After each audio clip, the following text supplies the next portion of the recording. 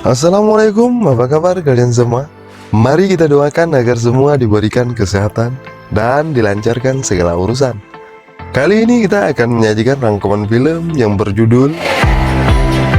Dan seperti biasanya, sebelum kita mulai, bagi kalian yang baru berkunjung, mari bantu channel ini agar semakin berkembang dengan cara klik tombol subscribe yang ada di pojok kanan bawah dan nyalakan lonceng notifikasinya. Kalau sudah, saya ucapkan terima kasih yang sedalam-dalamnya untuk kalian. Untuk menghemat waktu, langsung aja ke alur ceritanya.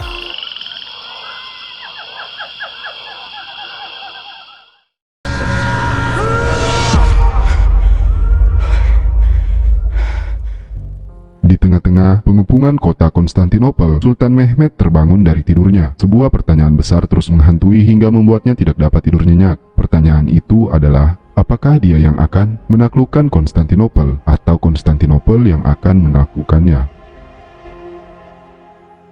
Scene memperlihatkan Sultan Mehmed sedang berlatih panah di kediamannya. Saat ini ia masih mengabdi sebagai seorang gubernur di Manisa, Provinsi Aegea. Kemudian surat kabar dari ibu kota tiba dan memberitakan jika ayahnya Sultan Murad II telah meninggal dunia. Sultan Mehmed pun bergegas menuju ibu kota di wilayah Adrianopel. Di sini Mehmed kembali bertemu Wazir Agung bernama Kandarli Halil Pasha. Wazir Agung merupakan orang terkuat kedua di kerajaan Ottoman setelah Sultan. Suasana sempat tegang karena beberapa tahun sebelumnya kedua petinggi ini pernah memiliki konflik internal. Halil Pasha dan wazir lain terlihat masih ragu dengan kepemimpinan Sultan Mehmed ke depannya, karena di kepemimpinan Mehmed pertama kerajaan porak-poranda hingga membuat kerajaan-kerajaan besar Eropa hampir menggulingkan kerajaan mereka. Sultan Mehmed yang tidak ingin dianggap masih anak ingusan itu segera bertindak tegas dengan menyuruh Halil Pasha mencium tangannya. Tindakan ini menandakan jika sang sultan tidak akan menjadi sultan boneka yang dapat dikendalikan oleh orang-orang di bawahnya dan sepenuhnya menjalankan kepemimpinan sesuai dengan apa yang ia ingin dan harapkan. Desas-desus keraguan para wazir terhadap pimpinan mereka di kerajaan Ottoman sampai ke telinga-telinga kerajaan lain, hingga di beberapa wilayah seperti wilayah Antonila sempat terjadi pemberontakan. Dan kerajaan Konstantinopel memanfaatkan juga hal itu dengan menaikkan tunjangan hidup Pangeran Orhan yang berada di Konstantinopel sebanyak 3 kali lipat. Di sini kita melihat adanya kasus unik dari Pangeran Orhan. Pangeran Orhan mempresentasikan tradisi panjang diplomasi Bizantium. Ia merupakan salah satu pangeran yang dapat mewarisi kesultanan kerajaan Ottoman. Oleh karenanya, ia ditahan di Konstantinopel sebagai imbalan atas pembayaran pihak Ottoman ke Konstantinopel setiap tahunnya. Pangeran Orhan disembunyikan di dalam Konstantinopel agar jika sewaktu-waktu pihak Ottoman ingin menginvasi wilayah mereka, maka sebelum itu terjadi pika. Konstantinopel akan mengeluarkan Pangeran Orhan menuju Ottoman dan menggulingkan sultan yang berkuasa secara hak kesultanan. Nampak tindakan Raja Konstantinus XI ini salah mengambil tindakan. Sultan Mehmed II ini bukan bocah yang tidak mengerti apa-apa seperti sebelumnya. Kini ia berusia matang dengan segala pengetahuan tentang kota Konstantin dan cara menaklukkannya. Sultan Mehmed tidak mempedulikan tunjangan itu karena sudah mengetahui kelicikan mereka dalam memanfaatkan Sultan Orhan. Segera Sultan Mehmed membuat benteng Rumeli Hisari di Selat Bosworus yang dikenal dengan nama Benteng Pemotong Tenggorokan. Benteng itu memblokade semua aktivitas logistik dan perdagangan dari Eropa. Raja Konstantinus XI terkesiap dengan perbuatan Sultan Mehmed. Berkali-kali ia mengirim surat kepada Mehmed agar menghentikan pembangunan benteng yang tepat berada di depan temboknya. Namun Sultan Mehmed tidak menghiraukannya, bahkan memberi pesan tersirat kepada Raja Konstantinus XI dengan mengirim kepala-kepala anak buahnya yang sudah dipenggal. Sultan Mehmed menegaskan jika ia segera melakukan ekspedisi ke kota mereka. Raja Konstan dilanda kepanikan hebat. Ia segera meminta bantuan kepada kerajaan-kerajaan barat, namun kondisi politik di kerajaan-kerajaan besar Eropa sedang tidak baik. Konstantinopel hanya mendapat bantuan dari Giovanni Giustiniani, yang merupakan tentara pelarian dari kerajaan Genova, karena selalu menjara kapal-kapal perdagangan. Giustiniani diimingi hadiah berupa Pulau Lemnos jika berhasil mempertahankan kotanya dari pengepungan. Raja juga meminta bantuan dari Paus di Vatikan Roma, meski para Grand Duke atau penasehatnya tidak setuju. Para penasehat Konstantin itu tidak setuju karena mereka berbeda keyakinan. Kerajaan Eropa Timur penganut Kristen Ortodok. Sebelumnya kerajaan Roma sempat menduduki Konstantinopel dan melakukan pembantaian hebat. Jelas mereka masih tidak menerima kenyataan di masa lalu. Juga jika Vatikan berhasil mengambil ahli keagamaan di kota Konstantinopel, maka dipastikan Kristen Ortodoks sepenuhnya musnah di tempat mereka. Akan tetapi keadaan kota sedang tersudut karena Sultan Mehmed yang bergerak di luar dugaan. Mau tidak mau, mereka lebih memprioritaskan keselamatan kota Konstantinopel.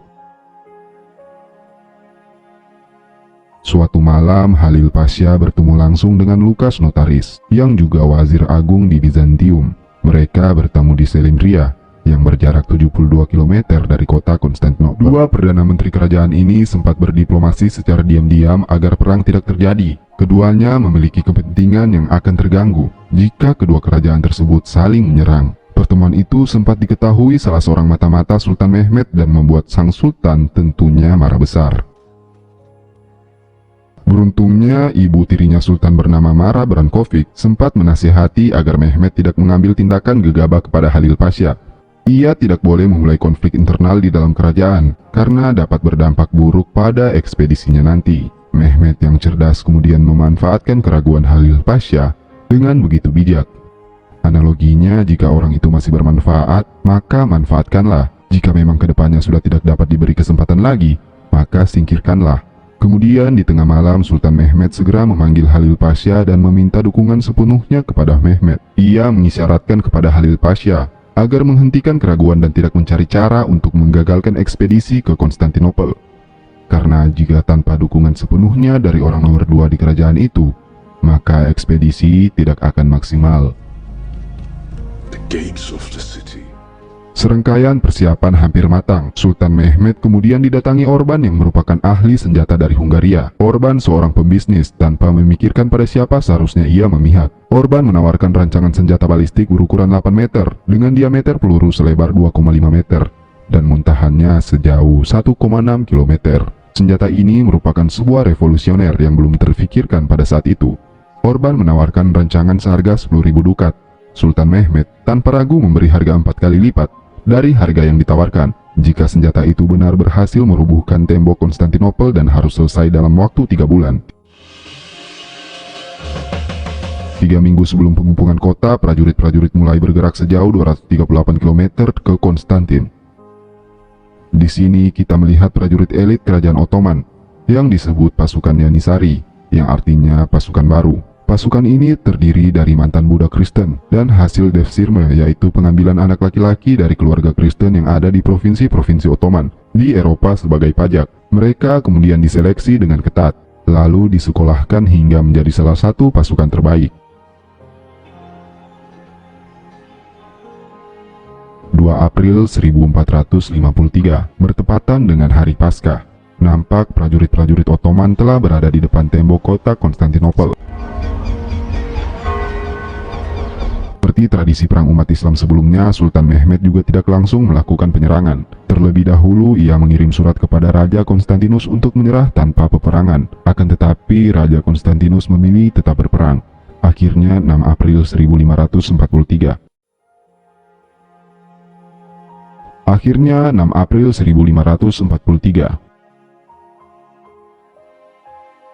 Artileri bersiap.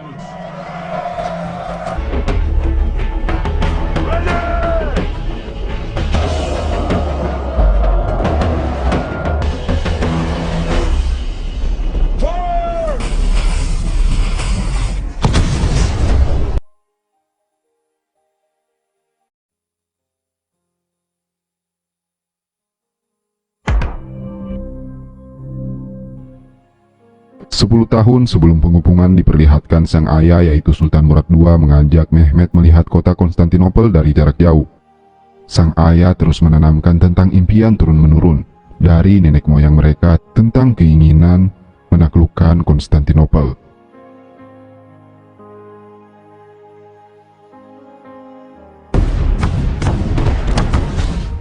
Pasukan Ottoman memulai dengan serangan badai meriam yang berlangsung sekitar 6 hari. Raja Konstantinus XI dan rakyat Konstantinopel terkejut dengan semburan meriam balistika Orban. Mereka tidak menyangka tembok akan mengalami serangan separah ini. Namun sang Raja Konstantin ini tidak mau merelakan tahtanya.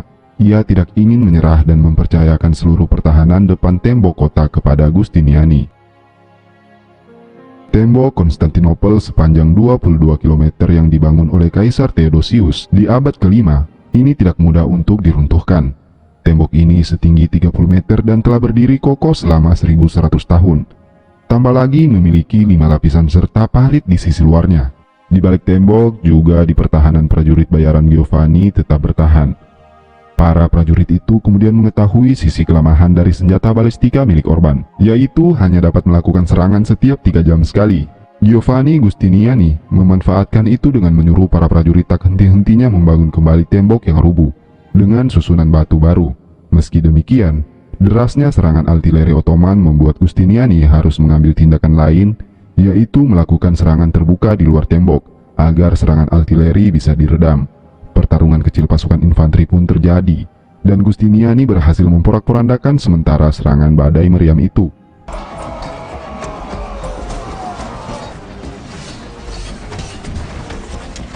2,000 people. And these guys are professional soldiers.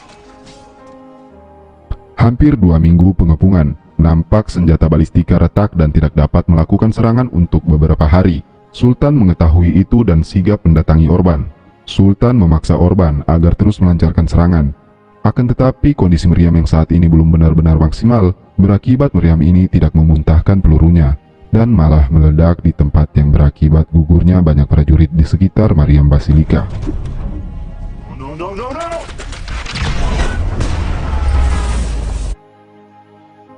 Sultan juga sempat terkena ledakan itu dan sang sultan kembali mengingat kejadian sebelumnya sebelum dinobatkan ia sebagai raja pada usia 12 tahun.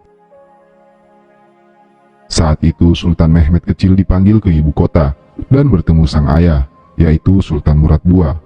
Kakak tertua Mehmed, yaitu Pangeran Ahmed, meninggal dunia dan kakak keduanya bernama Pangeran Ali dicekik secara misterius hingga tewas. Tidak ada lagi seorang pangeran dari Murad II kecuali Mehmed. Mehmed pun dipindahkan ke Amasya, yang merupakan tempat para calon sultan belajar sebelum naik tahta.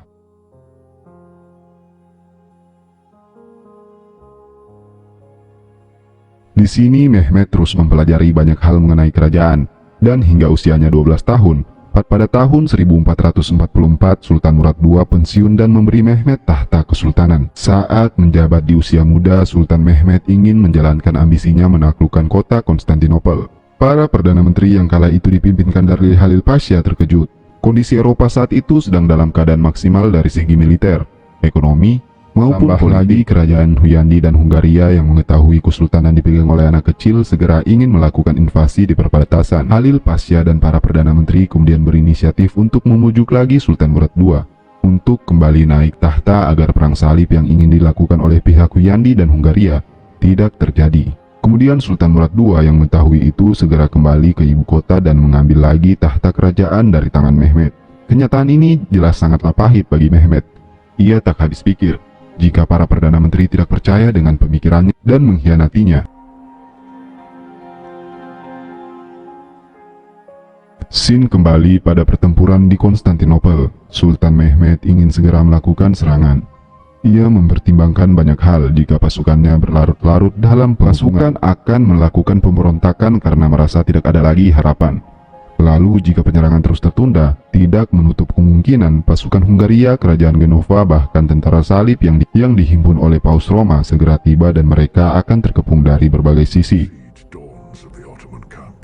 Kali ini Mehmed akan mengirim pasukan infanteri Yanisari menyerang pasukan Giustiniani yang berada di parit balik tembok pertahanan kota. Giustiniani yang mengetahui hal itu juga tidak gentar. Mereka adalah pasukan bayaran yang profesional dan telah melalui banyak peperangan. Mereka rela mati demi harta dan tahta, dan pertempuran di garis depan pun terjadi.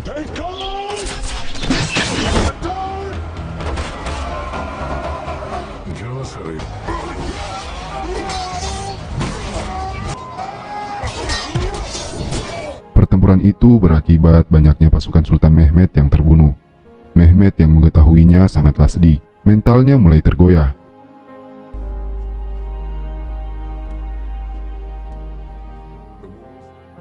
Dan di akhir scene berita buruk kembali datang.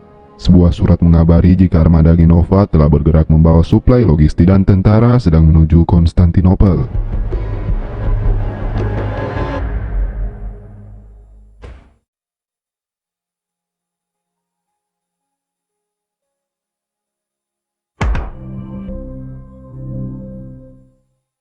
Sebelum Mehmet memulai ekspedisi Konstantinopel, ia meminta ibu tirinya Mara Brankovic agar pulang ke kampung halamannya di kerajaan Serbia. Jika kelak Sultan Mehmet kalah dalam pertempuran Konstantin, sang ibu bisa kembali lagi untuk mengambil ahli tahta kesultanan.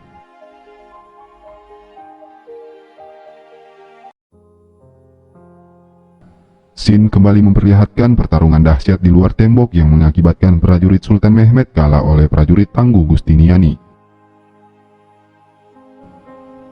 Memasuki minggu kedua, diam-diam Mehmet memerintahkan pasukan penambang perak Serbianya untuk menggali tanah agar tembok mudah untuk diruntuhkan. Di samping itu juga Sultan Mehmet meminta Baltaoğlu memimpin armada kapal memerangi armada laut Genova yang telah mendekati Konstantinopel. Baltaoğlu harus berhasil menghalau armada Genova. Di sisi penggalian tanah oleh para penambang Serbia, nampak mereka hampir saja memasuki tembok Konstantin. Akan tetapi Raja Konstantinus XI juga punya prajurit rahasia. Ia telah menyiapkan seorang yang berasal dari Skotlandia bernama John Grant yang ahli di bidang menambang untuk mencegah gerakan penggali tersebut. Para penggali yang rupanya tidak mengetahui adanya John Grant sangat terkejut ketika mengetahui jika titik penggalian mereka berhasil ditemukan. John Grant menggunakan taktik sederhana, yaitu memasukkan air di dalam baskom kecil dan memperhatikan guncangan air itu sehingga ia mengetahui di mana posisi para penggali. Akibatnya John Grant menemukan mereka dengan mudah dan segera menghabisi para penggali Sultan Mehmet. Kemudian perang armada laut dimulai. Baltaoğlu bersama ratusan kapal menghampiri 4 kapal besar milik armada laut Genova yang membawa bala bantuan logistik serta prajurit. Armada laut itu dikirim langsung oleh Sri Paus Roma. Meski hanya 4 kapal, nampak kapal itu benar-benar besar dan memiliki teknologi yang lebih maju. Kapal-kapal Baltaoğlu sempat berhasil menyemburkan panah api ke kapal Genova dan mencoba juga untuk menaiki kapal tersebut yang saat itu tidak dapat berkutik karena angin yang tak kunjung berhembus, sehingga kapal mereka tidak bisa berlayar dengan cepat. Akan tetapi, kapal Genova yang besar itu membuat prajurit-prajurit Baltaoğlu kesulitan menaikinya, sebab prajurit-prajurit di atas kapal sangat mudah menyerang mereka yang berposisi di bawah. Tak berselang lama, angin pun berhembus dan membuat kapal-kapal Genova dapat berlayar dengan cepat memasuki Selat Tanduk Emas, meninggalkan kapal-kapal kecil Ottoman yang tidak dapat menyusul. Hal ini membuat Sultan benar-benar marah. Ratusan kapal melawan 4 kapal, malah 4 kapal berhasil mengalahkan mereka. Baltaoğlu yang memimpin kemudian dihadapkan pada kemurkaan Sultan Mehmet. Beruntungnya Baltaoğlu tidak jadi mendapatkan hukuman pemenggalan. Mehmet masih memberinya kesempatan untuk tidak mengulangi kesalahannya. Kejadian itu juga mengisyaratkan pada pasukan-pasukan infanteri Sultan yang lain agar tidak coba-coba melakukan kesalahan. Kata lainnya, jangan sampai kalah. Tak terasa pengepungan berlangsung hampir 1 bulan, dan mereka belum juga menembus tembok Konstantinopel. Mehmet semakin terpuruk dan marah saja dengan harapan yang ada. Di kerajaan Serbia, ibu tiri Sultan Mehmet tak sengaja mendengar perbincangan ayahnya dan salah seorang panglima perang Hungaria membicarakan pengepungan di Konstantinopel. Serbia dan Hungaria sebenarnya salah satu musuh bebuyutan kerajaan Ottoman. Akan tetapi mereka masih memiliki perjanjian damai meski sudah mulai rapuh. Mereka berencana memanfaatkan kondisi pasukan Ottoman yang saat ini sedang buruk. Jika mereka melakukan penyerangan dari arah barat, bisa saja kerajaan Ottoman akan hancur. Memperoleh rencana ayahnya itu, Mara Brankovic mengirimkan surat secepatnya kepada Mehmet agar mereka berhati-hati terhadap serangan dari arah barat oleh tentara Serbia dan Lukas Notaris terus membujuk Raja Konstantinus XI untuk melakukan perdamaian dengan pihak Ottoman. Akan tetapi permintaan itu dihiraukan sang raja, sebab kondisi saat ini Konstantinopel berada di atas dan Ottoman dalam keadaan terpuruk. Notaris yang merasa percuma untuk memperingatkan raja kemudian diam-diam keluar dari benteng Konstantinopel melalui saluran air kuno kerajaan. Akan tetapi saat berada di luar, beruntungnya Notaris ditemukan oleh anak buah Halil Pasha hingga tak dihukum mati. Notaris menyampaikan pendapatnya kepada Halil Pasha agar peperangan dihentikan dengan persyaratan yang kemungkinan bisa meredam peperangan. Sementara itu Sultan Mehmet dilanda kebingungan. Ia tidak tahu apa yang harus dilakukan. Kembali ia teringat motivasi mendiang ayahnya. Sebagai seorang sultan, ia tidak boleh menyerah dan menggunakan akalnya untuk berpikir jernih dalam mengatur strategi perang. Alhasil Mehmet seolah mendapatkan ide cemerlang. Tak berlama-lama segera ia meminta salah seorang yang ahli di bidang armada laut dan menjelaskan rencananya. ialah mengangkat kapal-kapal perang mereka melintasi perbukitan dari Selat Bosporus ke Teluk Tanduk Emas untuk menghindari satu-satunya penghalang armada kapal yaitu rantai raksasa.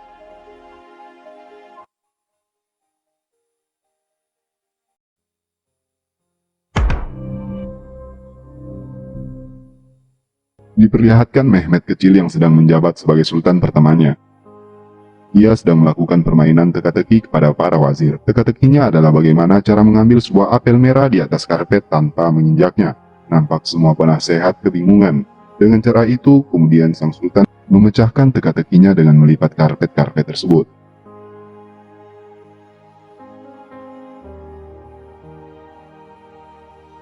Kembali menyambung pada cerita di mana Sultan Mehmet membahas ide untuk menyeberangi kapal-kapal mereka melintasi kota kecil Galata untuk menghindari rantai penghubung antara Selat Bosporus dan Teluk Tanduk Emas. Mereka tidak dapat melewati rantai-rantai sepanjang 80 meter dan seberat 30 ton lebih itu secara langsung karena di sebelah sudah terdapat banyak kapal perang Konstantin yang siap menggempur. Ide cemerlang Sultan Mehmet sangat ia jaga, bahkan kepada Wazir Agung yaitu Halil Pasha. Ia hanya percaya kepada salah satu wazir bernama Zaganos, dan membicarakannya langsung pada panglima-panglima armada kapal.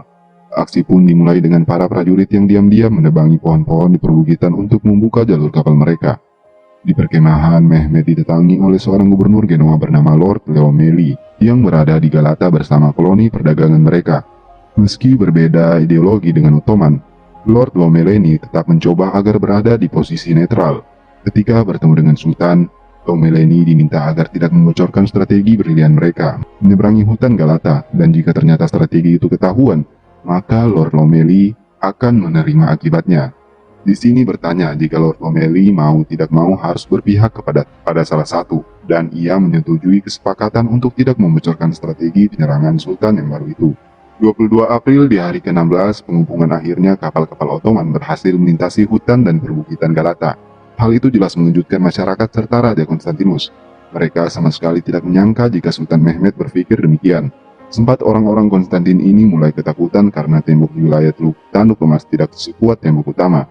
Perahu-perahu pun memulai serangan pembuka yang semakin menciutkan nyali orang-orang Konstantinopel.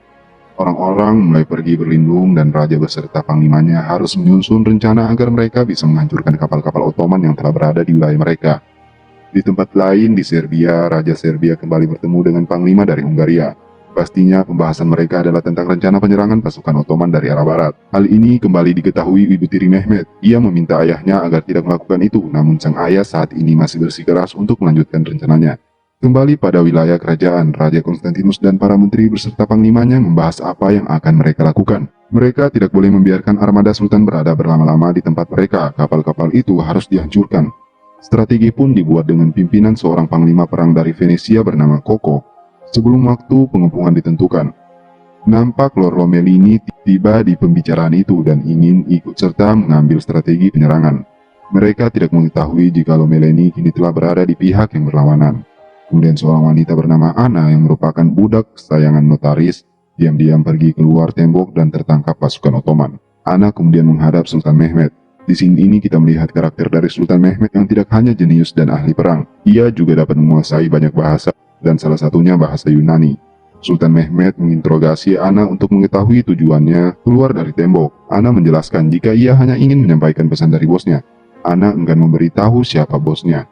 Anna menyampaikan pesan kepada Sultan Mehmet jika pihak Konstantinopel sedang menyusun rencana penyerangan besar-besaran kepada armada kapal mereka di Teluk Tanduk Emas. 28 April hari ke-23 pengepungan pasukan gabungan Genoa dan Venesia bersiap menyerang secara diam-diam. Penyerangan ini dipimpin oleh Koko Panglima Venesia. Pada tengah malam ketika mereka merasa prajurit-prajurit Ottoman sedang istirahat, mereka menaiki kapal dan mendekati Pulau Galata. Akan tetapi ketika mereka hampir mendekati daratan, meriam-meriam pun meledak dari arah perbukitan yang sepengetahuan Koko dan pasukannya. Akibatnya kapal-kapal perang mereka porak-poranda seperti diterpa ombak peluru artileri. Pimpinan Koko dan pasukannya harus kalah telak di kandang sendiri. Giustiniani sebenarnya sudah menyiapkan curiga kepada Lord Lomelini. Semenjak tidak ada informasi diangkutnya kapal-kapal Ottoman melintasi hutan Galata, sudah pasti informasi penyerangan mereka telah dibocorkan oleh Lord Lomelini. Di sisi lain, nampak Lord Lomelini bersama Sultan Mehmet sangat senang melihat kondisi serangan kini didominasi oleh mereka.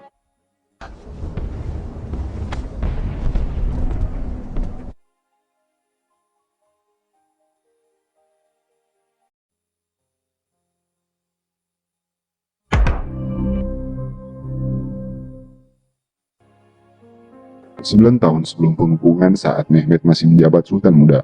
Kala itu Mehmet merindukan ibunya. Akan tetapi untuk menjadi seorang sultan terbaik seperti impiannya, Mehmet harus sungguh-sungguh dan tetap fokus. Mehmet memutuskan untuk memendam dalam-dalam rasa rindu dan semua hal-hal yang membuatnya kesulitan untuk fokus. Mara Barkovik yang melihat itu lalu memotivasi Mehmet dengan memperlihatkannya pada bulan merah yang kala itu sedang terjadi. Ibunda berkata jika hal ini menandakan tentang kemenangan. It's important of great change.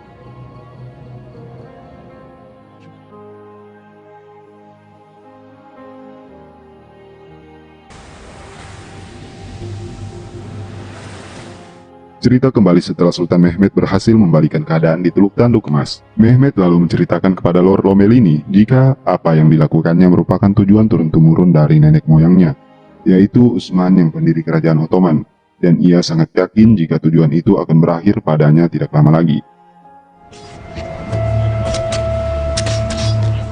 Sedang di pihak Konstantinopel terjadi pertengkaran hebat saling menyalahkan tentang siapa yang salah dan bertanggung jawab atas gagalnya serangan mereka. Di sini mulai terkuak jika orang di balik pengkhianatan ini adalah Lord Lomelini. Tanpa pikir panjang, Giustiniani segera membunuhnya dan menuliskan keterangan di badannya yaitu pengkhianat. Minggu ke-6 pengepungan, kedua belah pihak diambang kehancuran. Kebrutalan tidak lagi dapat dihindari. Sultan Mehmet memerintahkan anak buahnya untuk mengeksekusi pelaut-pelaut musuh yang masih tersisa. Pihak Konstantin yang mengetahuinya membalas dengan menggantung tawanan-tawanan perang di atas tembok. Serangan demi serangan masih terus terjadi di front, yaitu tembok inti dan Teluk Tanduk Emas. Kembali diperlihatkan kaisar yang merasa semakin terpuruk. Ia teringat ramalan tentang runtuhnya tembok Konstantinopel. Berada di masa-masa seorang raja yang memiliki nama yang sama dengan raja pertama, yaitu Konstantin pertama, yaitu Konstantinus Agung, dan memiliki nama ibu yang sama, yaitu Helena. Raja Konstantinus XI memenuhi persyaratan dari ramalan itu.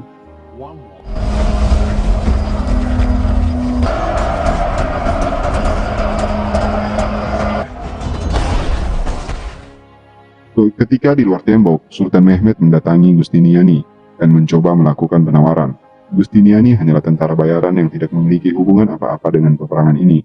Sultan lalu menawarkan harga sangat tinggi dan sempat memboyahkan pikiran Giustiniani dengan mengabari jika hadiah yang diberikan kepadanya juga ditawarkan kepada panglima-panglima lain, padahal dapat dikatakan yang terus berjuang di depan tembok adalah pasukan Giustiniani yang seharusnya harus mendapatkan bayaran lebih tinggi.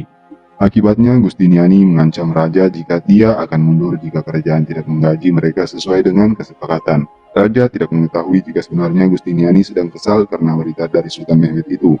Kerajaan kota Konstantinopel saat itu sudah bangkrut untuk membayar Giustiniani dan anak buahnya. Karena Giustiniani terus mendesak, alhasil raja terpaksa harus mengambil sisa-sisa kekayaan yang berada di gereja-gereja. Mereka mengambil semua altar dan artefak kemudian dileburkan menjadi koin untuk membayar Giustiniani dan pasukannya.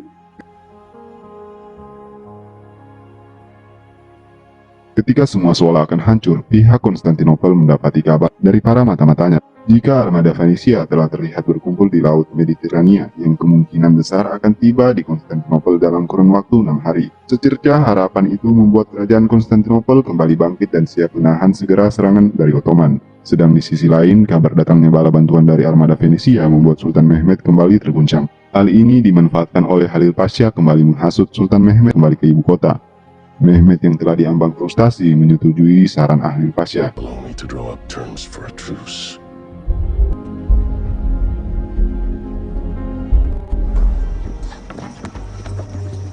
Ketika mereka hendak mempersiapkan segala sesuatu untuk mengakhiri perang dan kembali ke ibu kota, surat datang dari ibu tiri Mehmet yang memberi kabar tentang gerhana bulan merah akan terjadi. Mehmet yang tadinya hampir menyerah dengan cepat pergi, menemui ibu tirinya yang kini berada tidak jauh dari perkemahan mereka. Sang ibu terus memotivasi agar Sultan tidak menyerah saat ini. Jika ia menyerah, maka tidak ada lagi Sultan setelahnya yang mampu menaklukkan Konstantinopel. Mehmet yang kini memiliki semangat berapi-api segera menuju perkemahan dan memulai menyusun penyerangan habis-habisan.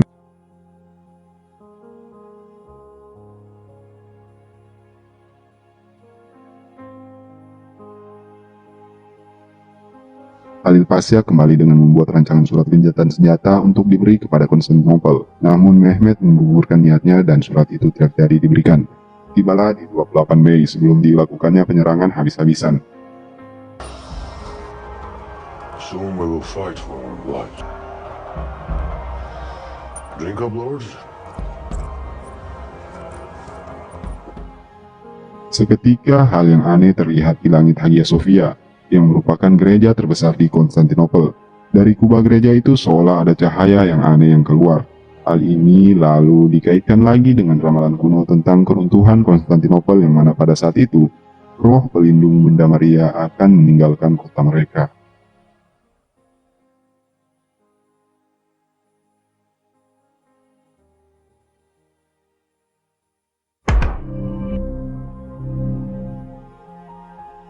Dengan keluarnya cahaya suci dari kubah Hagia Sophia, orang-orang Konstantinopel sangat mempercayai cahaya Bunda Maria telah pergi, dan segera kota akan jatuh ke tangan kaum muslimin.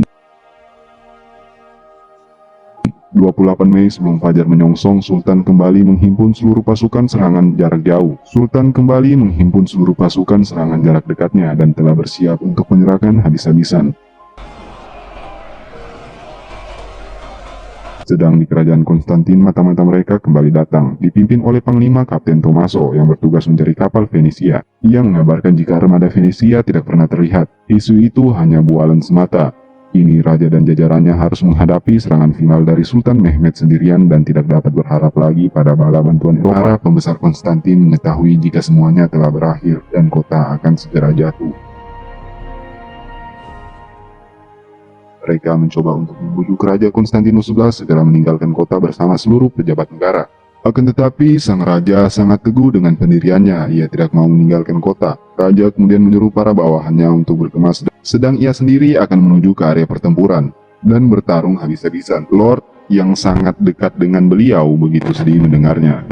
Lalu diberi tugas terakhir oleh raja, yaitu menceritakan kepada seluruh dunia akan ketangguhan kerajaan mereka yang siap mati membela tanah kelahiran.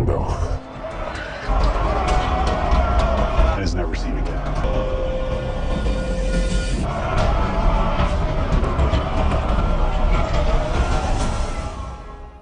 29 Mei 1453, tibalah hari yang paling menentukan. Mehmet telah bersiap melakukan penyerangan dari dua front dengan cara bergelombang. Serangan pun dimulai dengan gelombang pertama, yaitu pasukan Bahsi Bozok, kepala gila, terdiri dari para relawan yang siap mati dalam peperangan.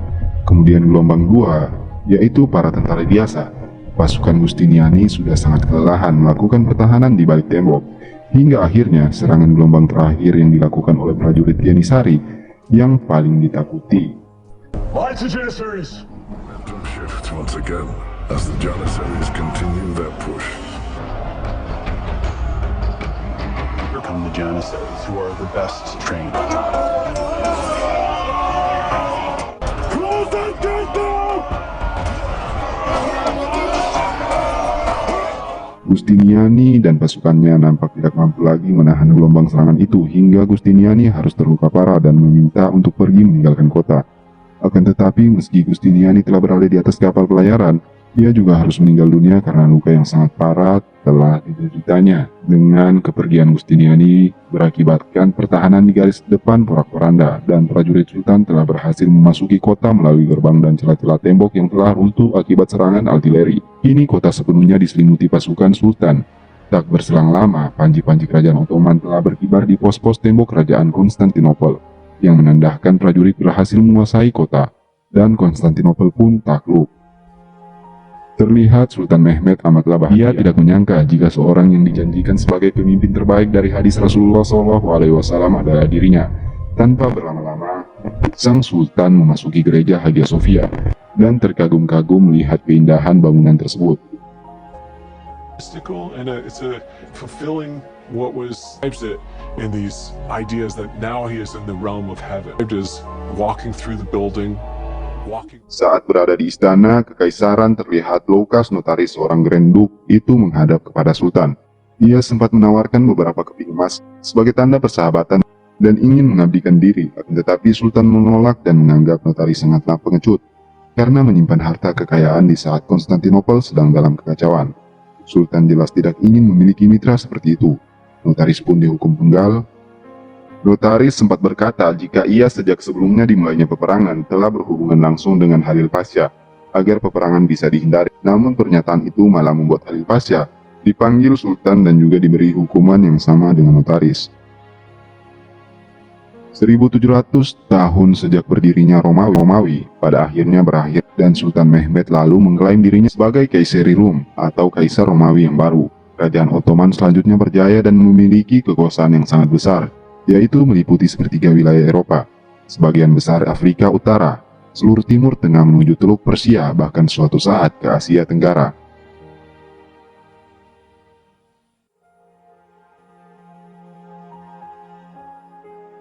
Jatuhnya Kekaisaran Romawi Timur ke tangan Turki yang dipimpin Sultan Mehmed II atau yang kita kenal dengan Sultan merupakan suatu peristiwa penting yang menandakan berakhirnya abad pertengahan.